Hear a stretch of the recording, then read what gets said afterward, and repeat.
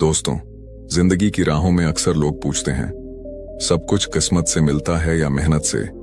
असली खेल यहीं से शुरू होता है, क्योंकि किस्मत दरवाजा दिखाती है और मेहनत उसे खोलती है।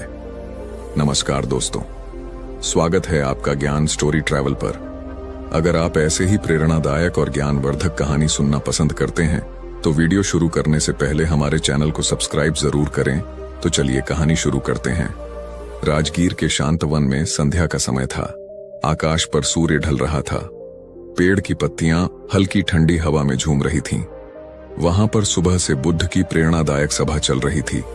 बुद्ध शांत ध्यान में बैठे थे और पास बैठे शिष्य आनंद ने बुद्ध से एक प्रश्न पूछा, भगवान, संसार में हम देखते हैं कि कोई बिना मेहनत के अमीर बन जाता है और कोई दिन रात परिश्रम करके भी गरीबी में जीता है। क्या यह सब केवल किस्मत है या इसमें कर्म का भी भाग है? बुद्ध ने आनंद पर गहरी दृष्टि डाली और बोले, आनंद, आज मैं तुझे एक कथा सुनाता हूं। यह कथा बताएगी कि हवा और जड़ें कैसे मिलकर जीवन का स्वरूप बनाती हैं। ध्यान से सुनो। बहुत समय पहले मगध गांव में रामस्वरूप नाम का एक किसान रहता था। उसकी संपत्ति अधिक नहीं थी, लेकिन उसका हृदय सच्चा था। उसके घर में 2 बेटे थे। बड़ा बेटा राघव तीक्ष्ण बुद्धि का, पर स्वभाव से गरूर और महत्वाकांक्षी। छोटा बेटा मोहन सरल, विनम्र और परिश्रमी। एक दिन रामस्वरूप ने दोनों बेटे को आम के पेड़ के नीचे बुलाया और उसने कांपती आवाज में कहा, बेटों, जीवन में 2 शक्तियां चलती हैं, किस्मत और कर्म। किस्मत हवा की तरह है, कभी ठंडी, कभी गर्मी, कभी आंधी, कभी बरसात। और कर्म जड़ों की तरह अदृश्य पर मजबूत है। हवा कभी भी पलट सकती है, पर गहरी जड़ें पेड़ को बचा लेती हैं। याद रखना, हवाओं से दोस्ती करना आसान है, पर जड़ों से रिश्ता निभाना बहुत कठिन। फिर उसने दोनों बेटों को 2 निशानियां दी। मोहन को दिया हल के पीतल का हत्था, राघव को दी सोने की मुहर। और रामस्वरूप ने कहा, मोहन, यह हल तुम्हें श्रम और धैर्य का मार्ग दिखाएगा। राघव, यह मुहर तुम्हें धन और प्रतिष्ठा का मार्ग दिखाएगी। पर याद रखना, मुहर चमकती है, पर हल जीवन थामता है। राघव हंस पड़ा, पिताजी, ये किसान वाली बातें आप ही को शोभा देती हैं। मैं क्यों मिट्टी में हाथ गंदा करूं? किस्मत ने मुझे बुलाया है, मैं शहर जाऊंगा और सेठ बनूंगा। मोहन चुपचाप हल को माथे से लगाया और कहा, पिताजी, मैं आपकी सीख मानूंगा। मिट्टी में हाथ गंदे होंगे, पर जड़ों से नाता रहेगा। कुछ ही दिनों में राघव शहर चला गया। उसने व्यापार शुरू किया, रिश्तों और सौदों से धन कमाया और धीरे धीरे बड़ा सेठ जमींदार बन गया। उसके पास किसी भी चीज की कमी नहीं थी। बंगला, गाड़ी, नौकर चाकर, शानो शौकत, सब कुछ उसके पास था। लोग कहते, भाग्य का बेटा है राघव, किस्मत इसके कदम चूमती है। राघव भी सोचने लगा कि उसकी तरक्की केवल किस्मत की देन है। इधर मोहन गांव में रह गया। मोहन के पास बस कुछ बीघा जमीन थी और खेत के किनारे खड़ा एक पुराना आम का पेड़। वह सुबह से शाम तक हल चलाता, बीज बोता, वर्षा और धूप झेलता। गांव वाले हंसते, मोहन, तेरी किस्मत तुझे कभी अमीर नहीं बनाएगी। पर मोहन मुस्कुराता और कहता, किस्मत अपनी जगह है, मेहनत ही असली धन है। समय बीतता गया। मोहन के खेत में कभी सूखा पड़ता, कभी अतिवृष्टि, कभी बीज सड़ जाते, कभी साहूकार कर्ज चढ़ा देता, कभी बच्चों की बीमारी, कभी भूख के दिन। फिर भी मोहन डटा रहा।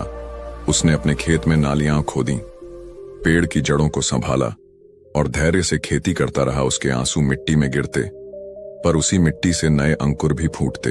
इधर राघव का वैभव बढ़ता ही गया। वह गांव लौटा तो चमकदार बग्घी और नौकरों की भीड़ उसके साथ थी। गांव में उसने हंसकर मोहन से कहा, भाई, तू अब भी मिट्टी में है, आओ मेरे साथ चलो। किस्मत ने मुझे ऊंचा किया है, हल हत्थे से कोई आगे नहीं बढ़ता। मोहन ने शांति से उत्तर दिया, भैया, हवा का ताप दूर से अच्छा लगता है, पर जड़ों से भागना उचित नहीं। मेरी जड़ें इसी मिट्टी में हैं। राघव ठहाका मारकर चला गया। मोहन ने फिर उसी आम के पेड़ की जड़ों में पानी डाला, जैसे अपने जीवन को सींच रहा हो। आनंद ध्यान से सुन रहा था। बुद्ध रुके, कुछ क्षण मौन रहे और बोले, आनंद। तब समय ने करवट ली। किस्मत का खेल शुरू हुआ। हवा दिशा बदल रही थी। राघव को लगा कि उसने हवा को बांध लिया है, लेकिन हवा किसी की नहीं होती। उधर मोहन की जड़ें धीरे धीरे धरती में गहरी हो रही थीं। वह दुख झेल रहा था, पर धीरज से। यही भेद है आनंद हवा और जड़ों का। उधर राघव की शानो शौकत अचानक डगमगा गई। उसका धन धीरे धीरे खत्म होने लगा, जबकि मोहन की मेहनत से उसके खेत और जीवन में समृद्धि आने लगी। कथा और गहरी होगी। बुद्ध ने शांतवन की शांति में गहरी सांस ली और आनंद की ओर देखते हुए कहा, आनंद, समय कभी एक जैसा नहीं रहता। राघव और मोहन दोनों के जीवन ने अब करवट लेना शुरू किया। देखो कैसे किस्मत और कर्म का संतुलन बदलता है। राघव का वैभव अब चरम पर था। उसका महल चमकता था, सोने चांदी से सजा हुआ। बाजार में उसका नाम सुनकर लोग झुक जाते थे। वह घोड़े पर बैठता तो बच्चे पीछे दौड़ते और गांव के लोग कहते, यह वही राघव है जिसने किस्मत के सहारे रातों रात सब पा लिया था। राघव का मन अब और ऊंचाइयों का भूखा हो गया था। उसने व्यापार और बढ़ा दिया, दूर दराज के नगरों से सौदे करने लगा। उसके दरबार में नर्तकियां नाचती, दावतें होती और वह गर्व से कहता, भाग्य ने मुझे चुना है। मेहनत तो गरीबों का खेल है, पर भीतर ही भीतर किस्मत की डोर ढीली पड़ने लगी थी। एक साल भयानक सूखा पड़ा। अनाज की खेप समय पर नहीं पहुंची। समुद्र में जहाज डूब गए, बाजार में दाम गिर गए और जो उधार उसने दूसरों को दिया था वह भी डूब गया। धीरे धीरे उसके खजाने खाली होने लगे। पहले नौकर चले गए, फिर बग्घियां बिक गईं, फिर महल की दीवारें जीर्ण शीर्ण होने लगीं। लोग जो पहले उसके दरवाजे पर सिर झुकाते थे अब पीठ फेर कर निकल जाते। साहूकार दरवाजे पर आकर खड़े स्वर में कहने लगे, सेठ जी उधार लौटाइए।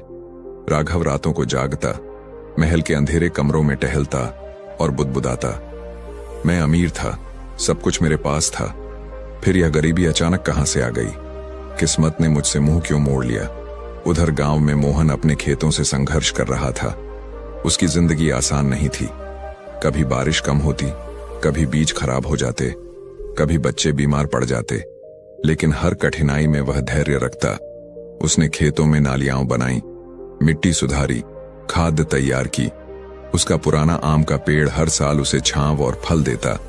जब कठिनाई आती वह पेड़ से टिक कर बैठता और कहता, जड़ें धैर्य रखती हैं तो मैं भी रखूंगा। धीरे धीरे उसके खेत फलने लगे। फसल अच्छी हुई तो उसने कर्ज चुकाना शुरू किया। बच्चों की मुस्कान लौट आई। गांव के लोग कहने लगे, मोहन की मेहनत रंग ला रही है, ये सचमुच जड़ों से जुड़ा हुआ इंसान है। समय का पहिया धीरे धीरे उलटने लगा। राघव, जो कभी गांव का सबसे अमीर सेठ था, अब टूट चुका था। राघव का सब कुछ बिखर गया। मोहन, जो कभी गरीब किसान था, अब धीरे धीरे संपन्न होने लगा। एक दिन गांव के मेले में दोनों आमने सामने आ गए।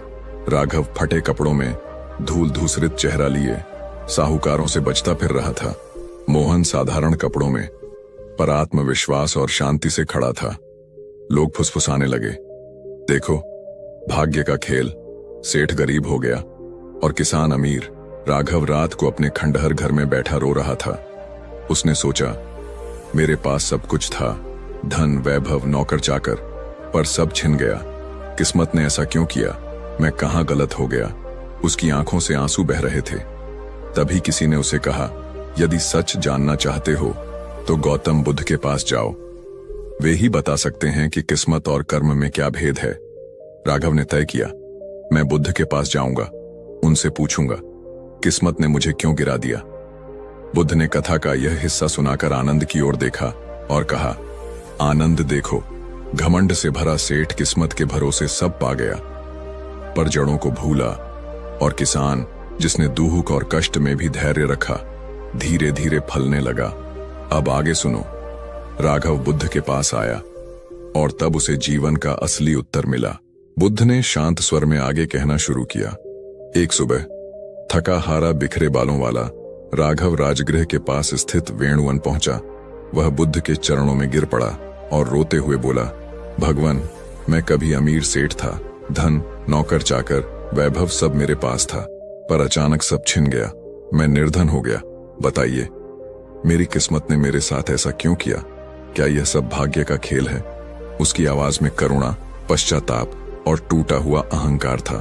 बुद्ध ने उसकी ओर गहरी करुणा से देखा और कहा, राघव, भाग्य केवल बीज है, लेकिन कर्म उस बीज को सींचने वाली वर्षा है। तुम्हें धन तो भाग्य से मिला था, पर तुमने उसे घमंड और लापरवाही से नष्ट किया। तुम्हें लगा कि मेहनत गरीबों का काम है, पर याद रखो, मेहनत ही वृक्ष की जड़ है। बुद्ध ने हाथ उठाकर आकाश की ओर इशारा किया और आगे बोले, मान लो, किस्मत एक नाव है, पर नाव तभी किनारे पहुंचती है जब नाविक अपने हाथों से पतवार चलाए। यदि नाविक सो जाए तो नाव बहकर भंवर में फंस जाएगी। तुम्हें नाव मिली, पर तुम सो गए। मोहन के पास नाव नहीं थी। उसने बांस जोड़कर बेड़ा बनाया और संघर्ष कर किनारे तक पहुंचा। तो बताओ, जीत किसकी हुई, किस्मत की या कर्म की? राघव चुपचाप सुनता रहा। उसकी आंखों से आंसू बहने लगे। राघव ने कांपती आवाज में कहा, भगवान, अब मैं समझ गया, मेरी किस्मत ने मुझे अवसर दिया, पर मैंने उसे व्यर्थ कर दिया। मोहन ने कठिनाई में भी कर्म किया, इसलिए आज वह सुखी है। अब मैं भी घमंड छोड़कर मेहनत करूंगा। बुद्ध ने करुणा से मुस्कुराते हुए कहा, यही जीवन का नियम है राघव। भाग्य केवल शुरुआत है, कर्म ही मंजिल तक ले जाता है। जो परिश्रम करता है वही सच्चा विजेता होता है। बुद्ध ने आनंद से कहा, आनंद, यह कथा हमें यही सिखाती है कि किस्मत हमें अवसर देती है, पर उसे संवारना हमारे कर्म पर निर्भर है। अहंकार करने वाला पतन पाता है, धैर्य और परिश्रम करने वाला सफलता। इसलिए कभी भी किस्मत पर गर्व मत करो, बल्कि अपने कर्म पर भरोसा रखो। भाग्य द्वार खोलता है, पर उसे पार करना कर्म ही सिखाता है। जो धैर्यवान और परिश्रमी है, वही जीवन में सच्चा समृद्ध होता है। इस कथा से प्रेरणा मिली हो तो वीडियो को लाइक, शेयर और चैनल को सब्सक्राइब जरूर करें। धन्यवाद।